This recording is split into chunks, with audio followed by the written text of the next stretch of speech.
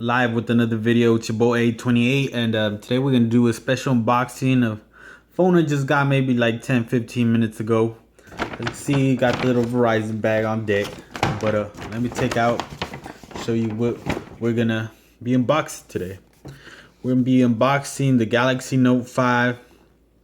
This is a 32 gig the white Note 5.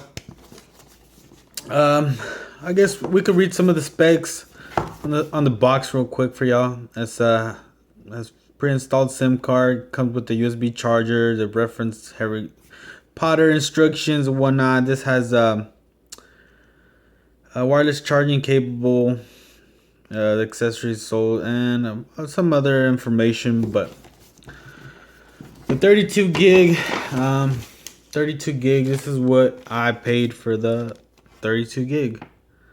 At Verizon, this is what I paid. The 32 gig, $756. Is it expensive? Yeah, it is. It's a bit expensive, but like I said, we'll do unboxing. You do a little quick review and what I think about it. You know, my first impressions, and then I'll use this about for a whole week as my main daily driver, and then I'll give you guys my final thoughts and impressions if you should get this or not. But let's go ahead and get this open real quick. As you can see, it's a nice white box. The top two. Other than that, it doesn't really have anything on it. Just some Samsung logo on there.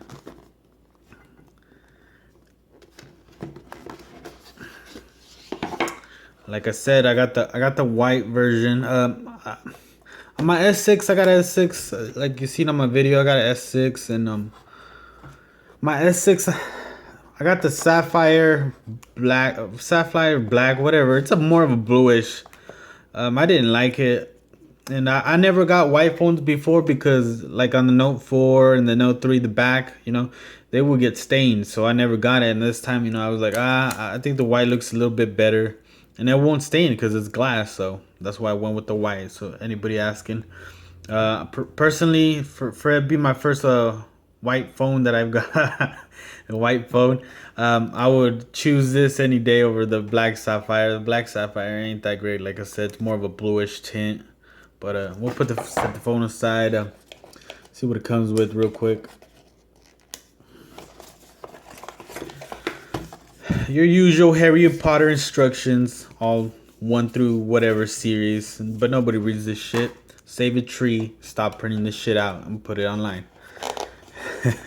Your SIM tool ejector.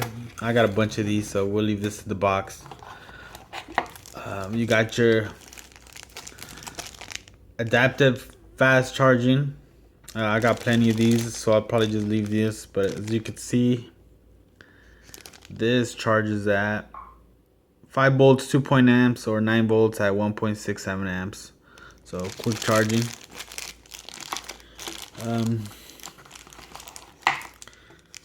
You got your S Pen tip ejector or remover to replace the S Pen tips. You can see some tips in there, different colors, black, white, and I think it looks like gray. Yeah, black, white. Is it black, white, and some gray in there? Put different, and you got your standard micro USB cable. No USB Type C, but it's whatever. I don't really transfer much shit. I just do it over the air, so that doesn't really matter. Other than that, that's all that comes in there. You know what I noticed? Everybody else got earphones and whatnot, and I didn't get shit. Verizon, as you can see, does not give free earphones. Actually, very disappointed on that. On my S6, they did, so I don't see why they really couldn't. But whatever. I'm paid already $700 for this phone. You at least throw in some free, earphones. But we'll set this shit aside and we'll do a quick, like I said, quick review. My first thoughts about the phone. Set this plastic apart and let's turn this baby on. See, it comes with little plastic, but you can remove the plastic, but we'll keep it just in case when we resell it, make it look like this shit's brand new. And I already got it set up pretty much because I wasn't, I didn't want to bore you guys to death with the, setting up a phone. Nobody wants to see that shit. But here we go. Let this boot up real quick. Here we go. I mean, as you can see, the fingerprint reader worked like a charm on my first try. But first off, I can see some things that I really don't like off the bat is the non-removable battery, because yes, batteries do eventually, the batteries it's gonna be no good in due time. But to me, it's not a problem because I'll probably sell this by next year. So a year, the battery won't go bad in a year, hopefully. And the the SD card, that is another downfall, because I actually do use my SD card a lot. But I also got Verizon Cloud on there, which I got 25 gigs. But I don't like. I would have preferred, on my cloud on the Verizon. They charge me like $3 for 25 gigs a month, which I don't know. I really don't see the point of paying for a cloud storage. So I'm trying to see if I can find something else. But yeah, I don't like that. And one thing I really, really, really don't like is the no IR blaster. As you can see, it comes with no IR blaster. That's not an IR blaster. That's a mic, and then you got your SIM where you put your SIM. But I actually use my IR blaster for a bunch of things, but that's why I guess I'm gonna keep my S6. But it would have been nice, because when I use this as my main phone, I can use it.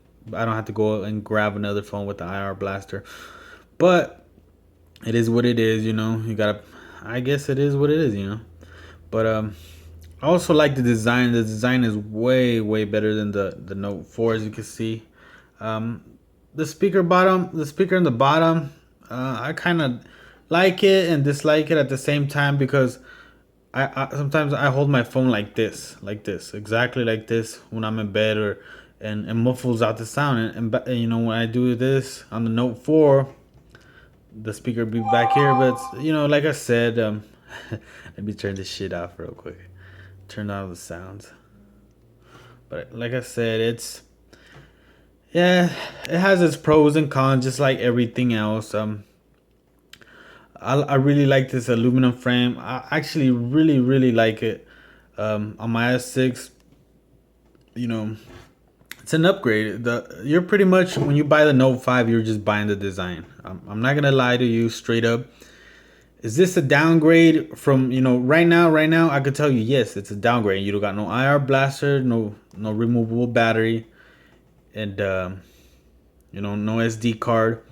But it is an upgrade, because this has a better processor than the Note 4.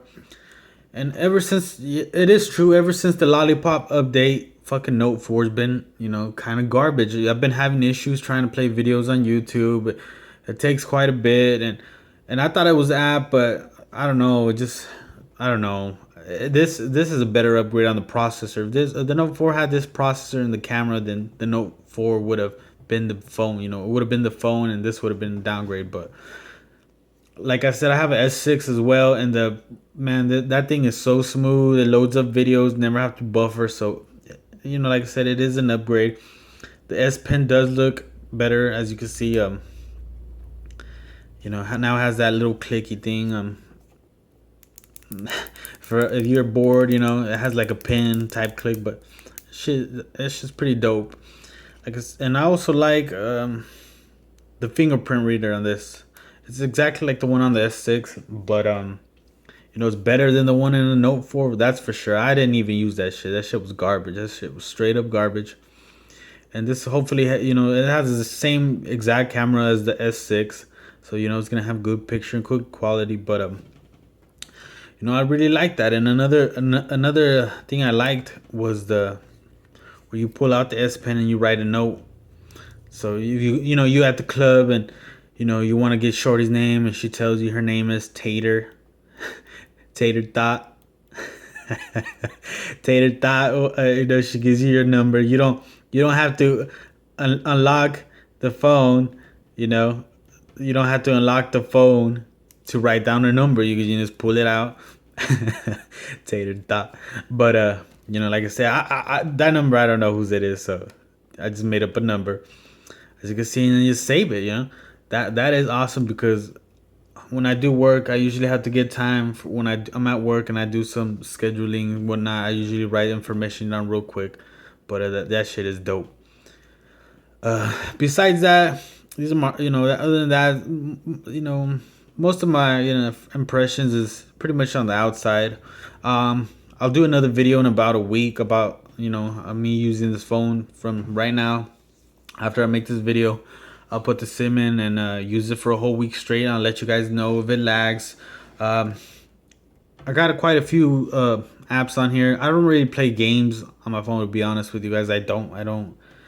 For some reason, I just there's some games like Agario that I play every once in a while, but to be honest, I don't really play games on it. But I will try, using maybe leaving 20 screen tabs open and switching from here and there, and try to get the shit to lag. See, because one thing I noticed, and I'm pretty sure most of y'all noticed too, is the Samsung phones. They run nice and smooth for the first, I'd say, 3 months. I'd say 3 months, and after that, it seems like they start slowing down, lagging, which is, one thing I've really noticed on my Note 4 when I first bought it. But I'm gonna make sure, try to stress it out, see if it lags, take pictures, do all the usual shit, make sure my calls are good, everything else. But like I said, those are my first impressions, and I'll post the video up in a week. Until next time, I hope you guys liked the video.